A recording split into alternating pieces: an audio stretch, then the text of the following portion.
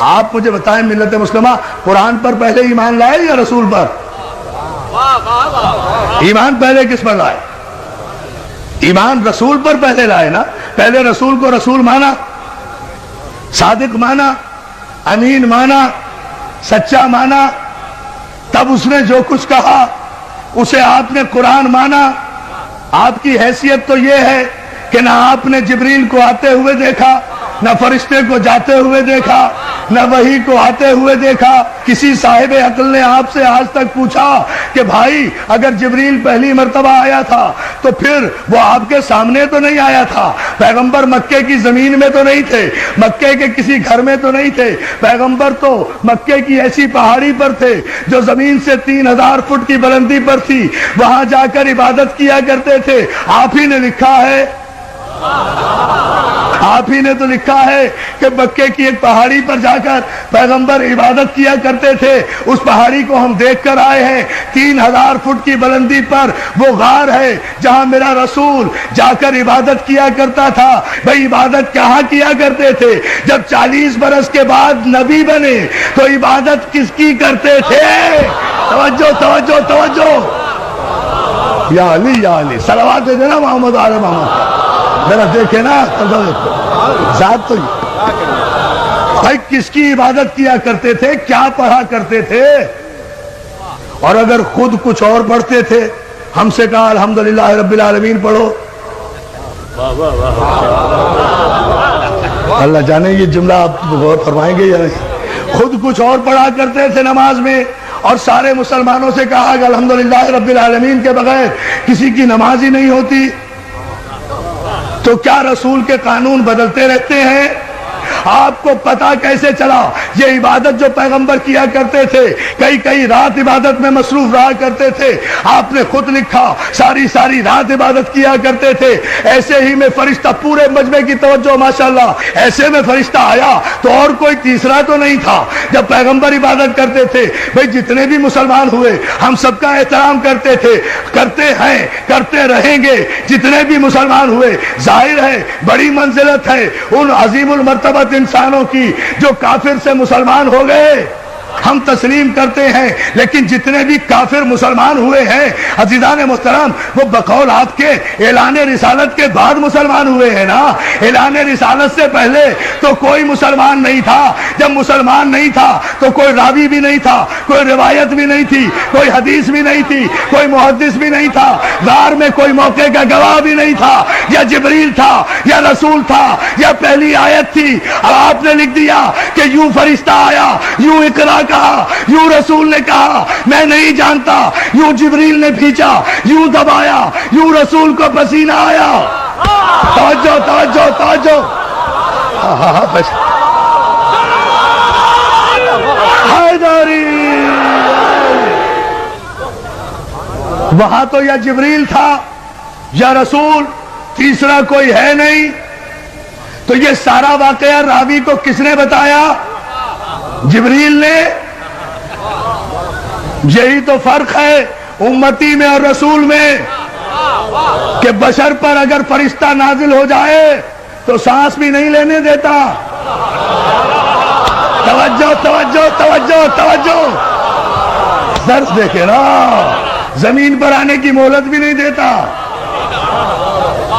توجہ ہے نا عزیزان محترم؟ زمین پر ہو تو آسمان پہ جانے کی نوبت نہیں دیتا، آسمان میں ہو تو زمین پر آنے کی نوبت نہیں دیتا.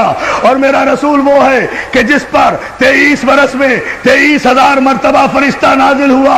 سلام کرو ثبات قلب معصوم کو کہ جس کے قلب میں نہ جنبش ہوئی، نہ لغزش ہوئی، نہ حرکت ہوئی. اس لیے کہ فرشتہ جو ہے وہ بھی تو معصوم ہے نا، کہ اس وقت غار میں کوئی نہیں تھا رسول کے علاوہ اور جبریل کے علاوہ. اور پیغمبر غار سے اتر، پورے مجمع کی توجہ، پیغمبر غار سے اترنے کے بعد نہ کسی محلے میں گئے، نہ کسی دوست کے پاس گئے، نہ کسی بت پرست کے پاس گئے، نہ کسی کافر کے پاس گئے، نہ کسی مشرک کے پاس گئے. پیغمبر سیدھے، آپ نے لکھا ہر سیرت کی کتاب میں، ابن حشام سے لے کر شبلی نعمانی تک ہر ایک کی کتاب اٹھا کر دیکھے، سب نے لکھا کہ پیغمبر سیدھے جناب خدیجۃ الکبریٰ کے پاس گئے ہیں، فاطمہ کی ماں کے پاس گئے ہیں. سارا واقعہ انہیں بتایا ہے کہ پہلی آیت کی شان نزول کیا تھی تو میں یہ نہیں دیکھوں گا کہ راوی کیا کہہ رہا ہے، اس سے احترام رسول مجروح ہوتا ہے۔ مجھے تو یہ بتاؤ کہ خدیجۃ الکبریٰ نے کیا کہا، جو ہے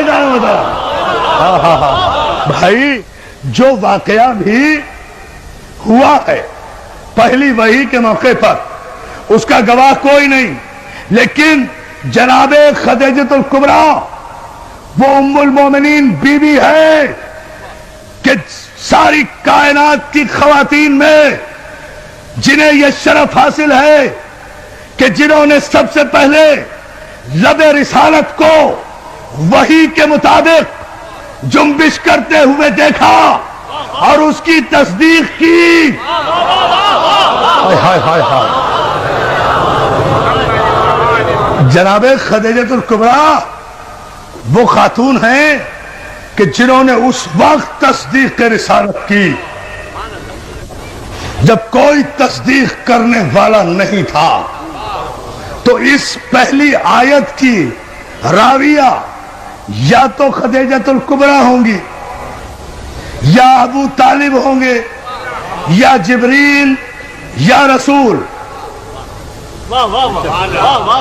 ان چاروں میں سے مجھے بتاؤ کس نے روایت کی کہ جبریل نے جب اقرا کہا تو پیغمبر نے کہا میں پڑھا لکھا نہیں ہوں؟ کمال ہے۔ آپ مجھے بتائیے کہ اگر یہاں بھی میرے پیغمبر کی تو توہین نہیں ہوئی، بھئی پیغمبر کو کہا نا جبریل نے اقرا، اگر معاذ اللہ پیغمبر نے کہا کہ میں پڑھا ہوا نہیں ہوں تو غلطی کس کی؟ بھائی مجھے پاک محرم ایسوسی ایشن کے نقی رضوی صاحب نے اور ان کے اراکین نے کہا کہ آپ نشتر پارک میں مجلس پڑھیے،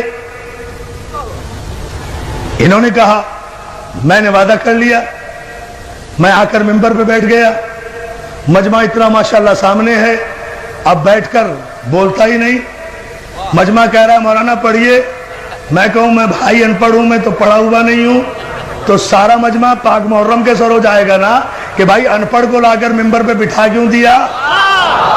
توجہ توجہ توجہ توجہ، سارا مجمع سر ہو جائے گا نا کہ جب یہ پڑھنا نہیں جانتا تھا تو اسے ممبر پر لا کر، بہت توجہ، ممبر پر لا کر بٹھایا کیوں؟ مجھے پھر بھی کچھ نہیں کہے گا، یا بلانے والے کی خطا یا بھیجنے والے کی خطا۔ بھائی یہ تو اللہ سے پوچھو کہ جب وہ پڑھنا نہیں جانتا تھا تو پھر جبریل کو بھیجا کیوں کہ پڑھو؟ اب میں جملہ کہوں گا تاریخی اور آپ کی توجہ چاہوں گا، جبریل کو کہا کیوں؟ جو پڑھنا نہیں جانتا تھا، تو جبریل کو بھیجا کیوں کہ جا کر کہو کہ پڑھو؟ تو بات کس پر آ رہی ہے؟ خدا کے لیے شریعت اور معصوم کے فلسفے کو سمجھو۔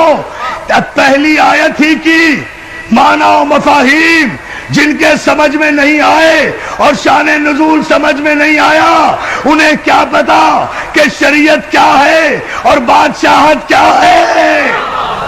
صلوات پھیرے محمد آل محمد۔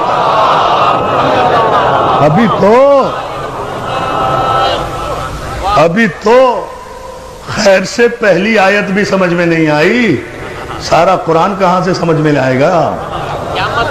اس لیے کہ پہلی آیت ہی ابھی سمجھ میں نہیں آ رہی کہ یہ کس طرح نازل ہوئی تھی، اور مجبوری بھی پیدائشی مجبوری، اس میں کوئی قصور بھی نہیں ہے، ان کا بھی کوئی قصور نہیں، ہم تو بڑے ادب کے ساتھ کریں، اس میں کوئی قصور بھی نہیں، بات صرف اتنی ہے، مسئلہ صرف اتنا سا ہے، سمجھ لیجئے، بات واضح ہو جائے گی۔ بات میرے عزیز دوستو صرف اتنی سی ہے کہ اللہ جن معصومین اور معصوم انبیاء کی پرورش کرنے والوں کو منتخب کر لیتا ہے نا، ان کے نقش قدم کو بھی شریعت بنا دیتا ہے، ان کے نقش قدم کو بھی شریعت بنا دیتا ہے۔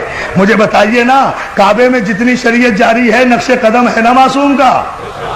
یہی گفتگو چھوڑی تھی نا، کعبے میں جتنی شریعت جاری ہے، یہ سارے جتنے ارکان حج آپ کر رہے ہیں، یہ جتنی سعی کر رہے ہیں، یہ صفا و مروہ کے درمیان جا رہے ہیں، یہ 3 شیطانوں کو پتھر مار رہے ہیں، اگر بغیر سوچے سمجھے مار رہے ہیں تو یہ پتھر آپ ہی پہ پڑ رہے ہیں۔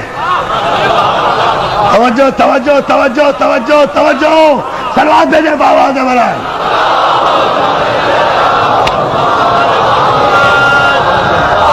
اگر فلسفہ حج سے آگاہی نہیں، یہ سب کچھ کیوں کر رہے ہیں؟ کیوں؟ کچھ ابراہیم نے ایسا کیا، کچھ اسماعیل نے کیا، کچھ اسماعیل کی ماں نے عمل کیا۔ خدا نے باپ کے عمل کو بھی شریعت بنایا، بیٹے کے عمل کو بھی شریعت بنایا، معصوم نبی کی ماں کے عمل کو بھی شریعت بنایا۔ اور شریعت میں کسی کو چونو چرا کی گنجائش نہیں ہوتی، شریعت کی اپنی مرضی، معصوم کی اپنی مرضی۔ کعبے میں جاتے ہو، حجر اسود کو چومتے ہو نا، پتھر وہ بھی ہے، پتھر وہ بھی تھے جو کعبے میں رکھے ہوئے تھے۔ اگر ان پتھروں کو پوجا تو کافر ہو جاؤ گے، اسے نہ چوما تو کافر ہو جاؤ گے۔ لاؤ شریعت کا استعمال، بولو شریعت پر کو توجہ ہے میرے دوستو۔ جب آپ اتنے انہماک سے اور اتنی محبتوں سے سماعت فرما رہے ہیں تو پھر ذرا سا اس کی وضاحت بھی سن لیجئے، یہ زحمت بھی گوارا کر لیجئے۔ عزیزان محترم، جتنے پتھر تھے، پتھر کے خدا بنا کے رکھے تھے، سب کو نکال دیا گیا، اس کو لگایا گیا۔ پتھر وہ بھی، پتھر یہ بھی، جنس میں فرق نہیں ہے۔ اب ذرا سا علمی مرحلہ ہے، اسے تو سمجھ لیں، آپ تھوڑا سا غور کریں، نتیجہ سامنے آئے گا۔ جنس میں فرق نہیں ہے، ایک کو ہٹا دیا گیا، ایک کو لگا دیا گیا، 360 کو ہٹا دیا گیا، ایک کو لگا دیا گیا۔ چلیے بات واضح کر دوں، ٹھیک ہے نا؟ ایک کو لگایا گیا، اس کے ان کے آگے سر جھکایا تو مشرک ہو جاؤ، اسے نہ چوما تو ارکان حج مکمل نہیں ہوتے۔ یہاں تک ارکان حج میں شامل ہے کہ اگر بھیڑ اور رش کی وجہ سے حجر اسود تک نہ پہنچ سکو تو دور ہی سے اپنی ہتھیلی حجر اسود کی طرف کر کے اپنی ہتھیلی کو چوم لو، حجر اسود چومنے کا ثواب ہوگا۔ تو مولانا رش کی وجہ سے حجر اسود تک نہیں پہنچ سکے نا، اصل تک نہیں پہنچ سکے تو ہتھیلی یا انگلی کا اشارہ کر کے چوم لیا نا، وہی ثواب ہوا۔ تو اور ہم کیا کرتے ہیں؟ ہم بھی تو مجلس کے بعد اگر کربلا نہیں پہنچ سکتے تو انگلی کے اشارے سے السلام علیکم یا علی یا علی یا علی، تیرے محمد آل محمد پر عجیب فلسفہ کہہ گیا ہوں، ایک عجیب رخ سے اتنی احتیاط، پوری توجہ آپ کی چاہوں گا۔ عزیزان محترم، مولا آپ کو سلامت رکھے۔ اس مسئلے پر آپ غور کریں، یہ تو سارے مسلمانوں کا متفقہ مسئلہ ہے نا، حجر اسود کو چومنا۔ کیوں؟ وجہ صرف یہ ہے، کوئی وجہ نہیں ہے اس پتھر میں، کوئی پھول نہیں لگے ہوئے، کوئی یہ ڈائمنڈ نہیں ہے، کوئی ہیرا نہیں ہے، مگر 1 کروڑ تاج محل قربان حجر اسود کا۔ 1 کروڑ تاج محل اور شیشے اور سونے کی عمارتیں قربان، ہیرے اور جواہرات کی کانیں قربان حجر اسود پر۔ کیوں؟ خدا کے لیے پورا مجمع توجہ کرے، اس لیے کہ میں اپنی تقریر پر اب توجہ نہیں دلوا رہا، میں قیامت کے شعر پر آپ کو متوجہ کر رہا ہوں جو بر وقت مولا کی مدد سے مجھے یاد آیا۔ عزیزان محترم، کوئی وجہ نہیں ہے، وجہ صرف یہ ہے، اب سمجھ لیں آپ، شریعت بھی سمجھ میں آ جائے گی، معصوم بھی سمجھ میں آ جائے گا۔ علی نے توڑ کر بت، کوئی دلیل نہیں ملتی، یہ شریعت میں شامل کیسے ہو گیا؟ علی نے توڑ کر بت حجر اسود کو دیا بوسا۔ ٹھہرو بیٹا، ٹھہرو نہیں، علی نے توڑ کر بت حجر اسود کو دیا بوسا، کہیں بگڑی کہیں پر بن گئی تقدیر پتھر کی۔ یا علی یا علی یا علی،